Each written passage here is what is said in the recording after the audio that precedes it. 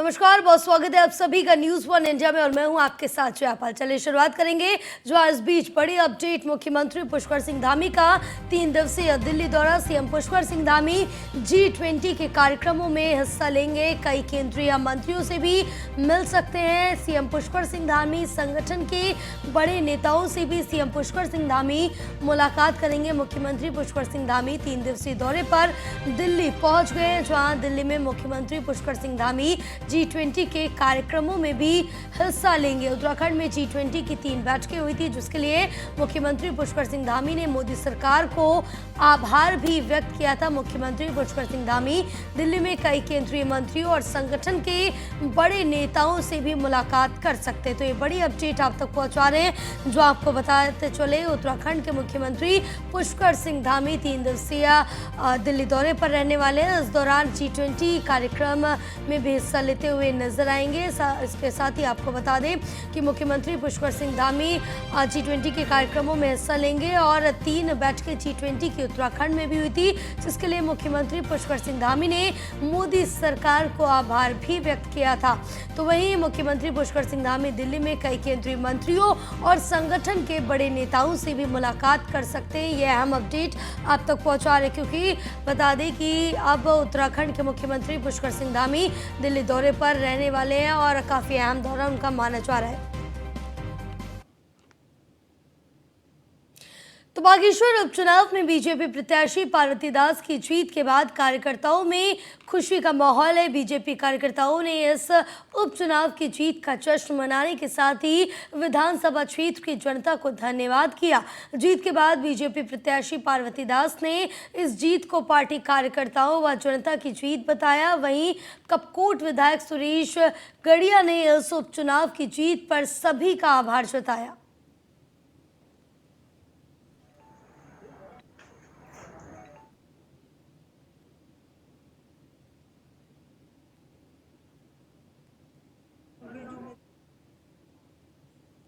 श्रेष्ठ जितने कार्यकर्ता हैं मेरे, सब उनकी जीत है, मेरी जनता की जीत है। मैं इसी से आगे बढ़ रही हूँ और मेरे सभी जितने कार्यकर्ता लगे थे सब उनकी जीत है। मैं इस पर अपनी जनता को ही, अपने कार्यकर्ताओं को बधाई दूंगी। अच्छा, मुख्यमंत्री ने भी आपको बधाई दी है, इस पर क्या कहना चाहेंगे? ये हमारे मुख्यमंत्री जी की जीत है, उनकी जीत है, उनका ही आशीर्वाद हम पर बना हुआ है और मोदी जी का आशीर्वाद। बागेश्वर की जनता ने आपको इतना प्यार दिया, जनता को क्या कहेंगे? जनता को धन्यवाद कहूँगी और इस दुख की घड़ी में आप लोग मेरे साथ खड़े रहे, इसके लिए मैं आप लोगों को बहुत बहुत धन्यवाद करूँगी। अच्छा, आगे क्या सोचा? कोई बड़े काम आपने सोचे हैं बागेश्वर के लिए? क्या करना चाहेंगे बागेश्वर के लिए? अभी तो हमारे मंत्री जी के जितने कार्य थे उनको पूर्ण करना है, उसके बाद फिर आगे की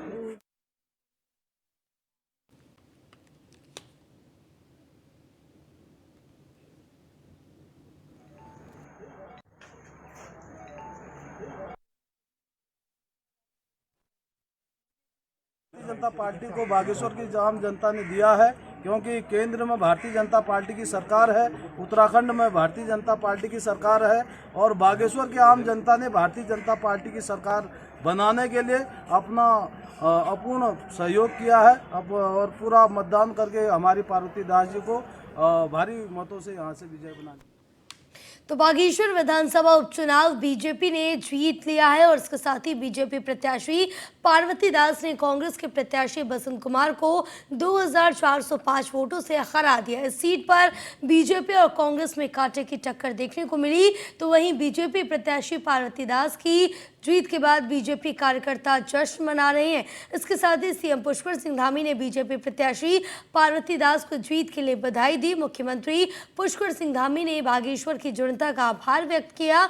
उन्होंने कहा कि यह विजय मातृ शक्ति, युवा शक्ति और वरिष्ठ जनों के हमारे सरकार पर अटूट विश्वास का प्रमाण है।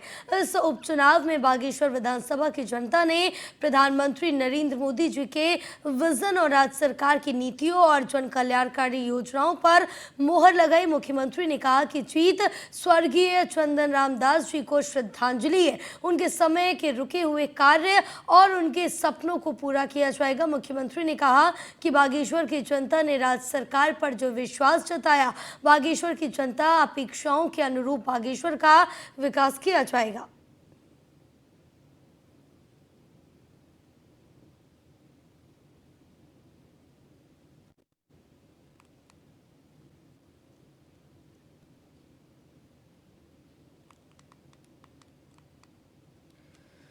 तो आपको बताते चले, जहां बागेश्वर उपचुनाव का जो नतीजा है वो कल सामने आ गया था, जहां बीजेपी की जो पार्वती दास है उन्होंने 2405 मतों से यहां जीत दर्ज कर ली है और साथ ही कांग्रेस के बसंत कुमार से जीती हैं पार्वती दास और बसंत कुमार को 2405 वोटों से हरा दिया।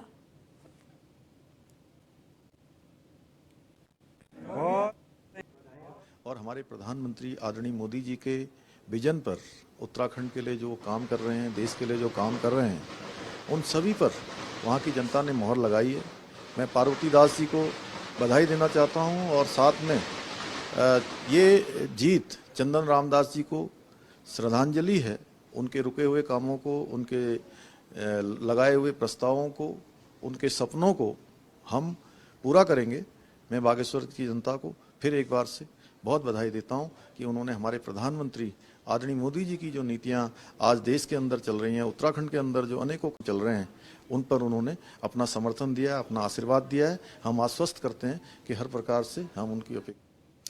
चले आगे बढ़ेंगे, जहां बागेश्वर उपचुनाव में सीएम पुष्कर सिंह धामी ने बाजी पलट दी। मुख्यमंत्री ने बागेश्वर में किया था धुआंधार चुनाव प्रचार और चुनाव के अंतिम 2 दिन में किया था सीएम ने धुआंधार प्रचार। तो यह अहम अपडेट आप तक पहुंचा रहे। बागेश्वर की जनता ने सीएम धामी के कार्यों पर मोहर लगाई, क्योंकि इससे पहले भी आपको बता दें, जहां सीएम धामी के द्वारा कहा गया कि बागेश्वर की जनता ने पीएम मोदी के विजन और कार्यों को लेकर यहां हमें एक बार फिर से चुना है और आप सभी को बधाई देते हुए यहाँ पर बधाई दी है, पार्वती दास को भी बधाई दी है और साथ ही कहा है कि ये जीत चंदन रामदास को श्रद्धांजलि है। तो ये बताते चले, जहाँ मुख्यमंत्री ने ये जो बागेश्वर की सीट थी इसके लिए दमदार धुआंधार प्रचार प्रसार किया, आम जनता के बीच गए, उनसे बातचीत की और जो योजनाएं थी आम जनता तक पहुँचाए उसके बारे में उनको बताया। तो कहीं ना कहीं जनता को पूरा श्रेय देते हुए उत्तराखंड के मुख्यमंत्री पुष्कर सिंह धामी नजर आए। इसके साथ ही बागेश्वर की जनता ने सीएम धामी के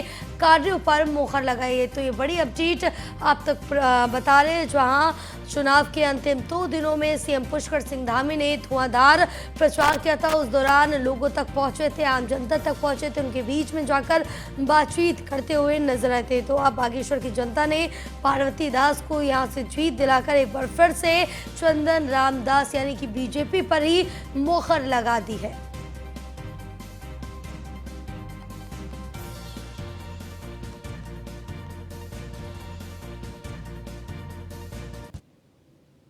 तो बागेश्वर उपचुनाव में बीजेपी की जीत पर बीजेपी और कांग्रेस नेताओं की प्रतिक्रिया सामने आई। बीजेपी जहां पार्वती दास की जीत पर गदगद है और इसे बागेश्वर की जनता की जीत बता रही, तो वहीं कांग्रेस ने इसे धन बल से चुनाव जीतने का आरोप लगाया। साथ ही इसे लोकतंत्र, विकास और बागेश्वर के लोगों की हार भी बताया गया है।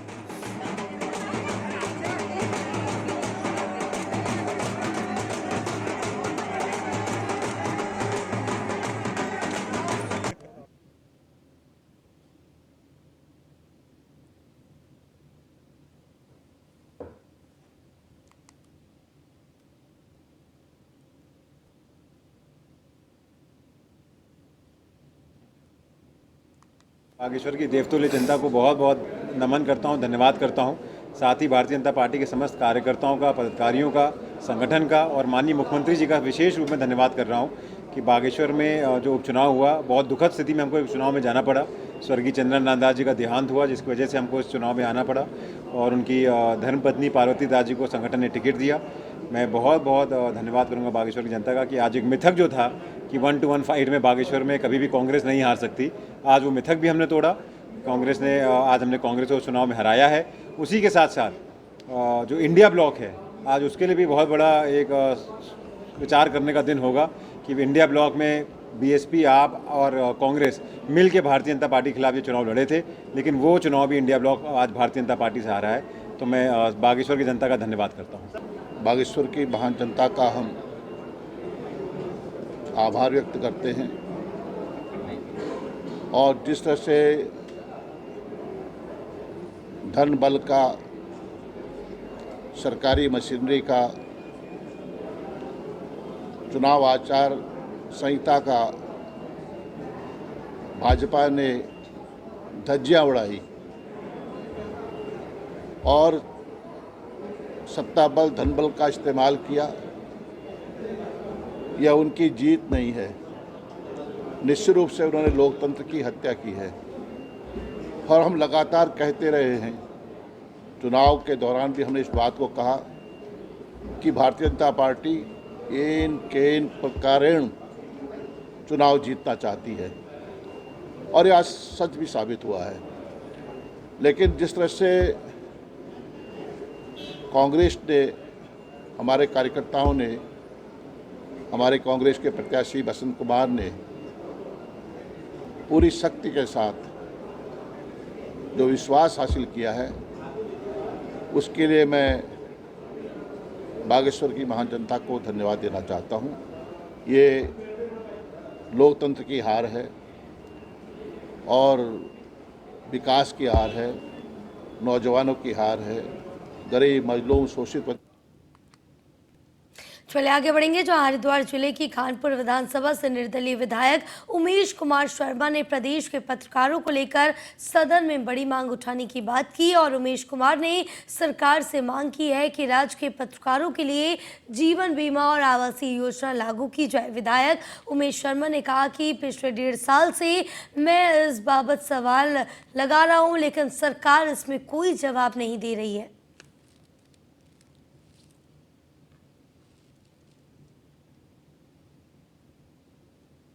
मेरा माननीय मुख्यमंत्री जी से, पुष्कर सिंह धामी जी से निवेदन है, आप पत्रकारों के साथ आपके बहुत अच्छे संबंध हैं, आप कम से कम पत्रकारों के लिए नीति लेकर आएं, उनके लिए आवास पॉलिसी को लागू कराएं, उनकी जीवन बीमा पॉलिसी को लागू कराएं और मुझे पूरी उम्मीद है कि आप मेरी बात सुनेंगे, इन पत्रकारों की बात सुनेंगे। इसके अलावा इस सदन में मैं सुरक्षा कर्मियों से और सदन के सभी सदस्यों से और विधानसभा स्पीकर से निवेदन करना चाहता हूं कि पत्रकारों के साथ बदतमीजी ना की जाए। इस प्रांगण में उनके साथ अक्सर देखने में आता है कि धक्का मुक्की की जाती है। वो अगर जीना चढ़ जाए तो उन्हें पीछे धकेलने से लोग बाज नहीं आते। तो पौड़ी जिले में किसानों को जैविक खाद वितरण में लापरवाही बरतने के मामले में सरकार की तरफ से एक और कार्रवाई की गई। प्रदेश की कृषि एवं कृषक कल्याण मंत्री गणेश जोशी के निर्देश पर शुक्रवार को तत्काल प्रभाव से जनपद पौड़ी गढ़वाल के प्रभारी मुख्य कृषि अधिकारी अमरिंदर कुमार का ट्रांसफर कृषि निदेशालय देहरादून में किया गया। इससे पहले इस मामले में पौड़ी गढ़वाल के कोटद्वार में तैनात कृषि एवं भूमि संरक्षण अधिकारी को निलंबित किया गया था। के माध्यम से, वो आपके माध्यम से एक मामला मेरे संज्ञान में आया था जो नवमीमा गुंजा के तहत सड़क पर फेंकी हुई थी और जिसमें प्रथम दृष्टया कृषि भूमि संरक्षण अधिकारी अरविंद भट्ट जो कोटद्वार के हैं,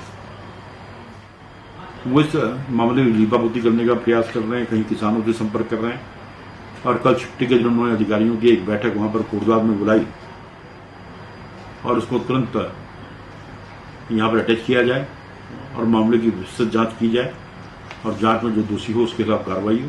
और आज उनको जो है वहां से यहाँ संबंध कर दिया, उसके आदेश हो गए और मामले प्रकरण की पूरी विस्तृत जांच हो रही है और जांच में जो दोषी होगा उसके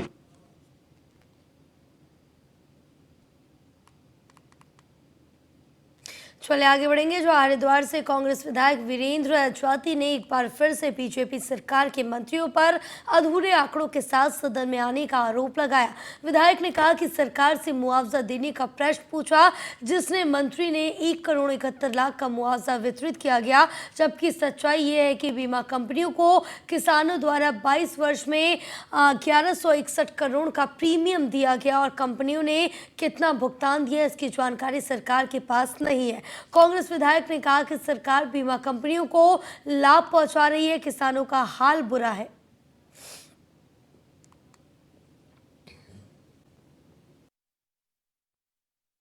कि सदन में सरकार जो है वो गंभीर नहीं है और सरकार के जो मंत्री जी हैं वो अधूरे होमवर्क के साथ आते हैं, बिना पढ़े लिखे, बिना आंकड़ों के साथ आते हैं और उनके पास आंकड़ों की जो असल आंकड़े होने चाहिए वो नहीं होते हैं। मैं आपके माध्यम से सरकार को चेताना चाहता हूं और आपके माध्यम से समस्त उत्तराखंड प्रदेश के किसानों के सामने एक आंकड़े रखना चाहता हूं। हमने सवाल किया था कि अतिवृष्टि में ओलावृष्टि और बेमौसम जो बारिश हुई है उसके कारण फसलों को कितना नुकसान हुआ और उसमें आपने कितना मुआवजा राशि किसानों को दी। तो मंत्री जी का जवाब था, हमने 1 करोड़ 71 लाख 12,400 रुपए का मुआवजा पूरे प्रदेश में बांटा है। 1161 करोड़ रुपए का प्रीमियम दिया गया है। जब मैंने पूछा मंत्री जी से कि इसके सापेक्ष में जो फसलों को नुकसान हुआ है तो बीमा कंपनियों ने भुगतान के रूप में कितना पैसा किसानों को दिया गया है, तो उनके पास आंकड़े नहीं थे और आंकड़ों के नाम पर उन्होंने बताया कि 1 करोड़ 71 लाख 12,400 यानी 1161 करोड़ रुपया बीमा कंपनी प्रीमियम ले रही है और भुगतान मात्र कर रही है 1 करोड़ 71 लाख। चलिए आगे बढ़ेंगे। जहां बार काउंसिल के आह्वान पर लक्सर तहसील में द सिविल बार एसोसिएशन ने हापुड़ की घटना को लेकर प्रदर्शन किया। वकीलों ने यूपी के हापुड़ जिले में पुलिस द्वारा अधिवक्ताओं पर किए गए लाठीचार्ज पर कड़ा विरोध जताया। अधिवक्ताओं ने कहा कि पूर्ण न्याय मिलने तक उनका विरोध जारी रहेगा। वकीलों ने सरकार से शीघ्र दोषी पुलिसकर्मियों की गिरफ्तारी की मांग भी की है।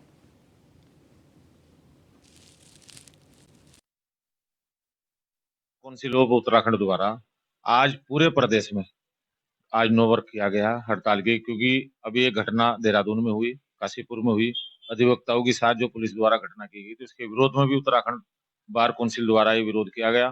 दूसरा, हापुड़ में जो घटना हुई थी हमारे अधिवक्ताओं की, उसमें जो FIR दर्ज हो चुकी है कोर्ट से भी और SSP द्वारा भी 141-43 जो पुलिसकर्मी उनके खिलाफ मुकदमा दर्ज हुआ। अब उनकी गिरफ्तारी के लिए आज पूरे उत्तराखंड में बंद है। हमारी जो मांग है वो शुरू से ही जब भी कोई घटना होती है पुलिस और वकीलों के बीच, तो हमारी एक मांग रहती है कि आज अधिवक्ता पूरे देश में सुरक्षित नहीं है, चाहे वो दिल्ली हो, उत्तर प्रदेश हो या उत्तराखंड हो।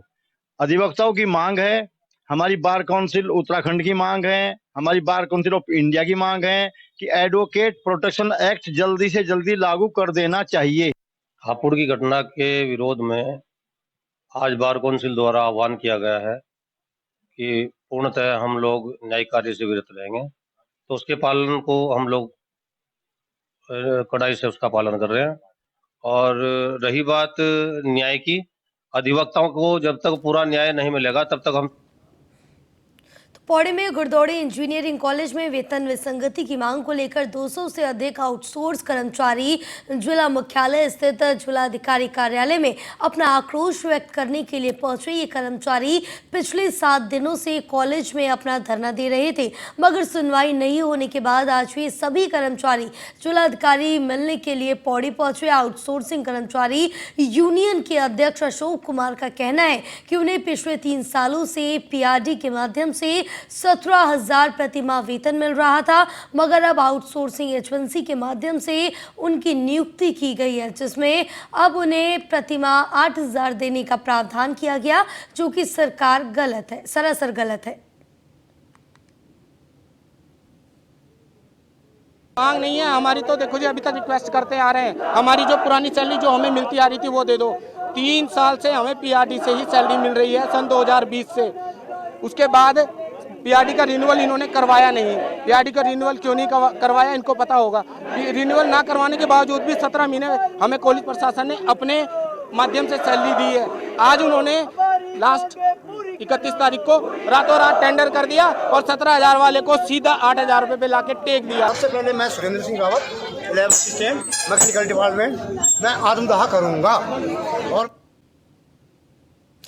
फिलहाल इस बुलेटिन में बस इतना ही। आप देखते रहिए न्यूज़ 1 इंडिया। नमस्कार।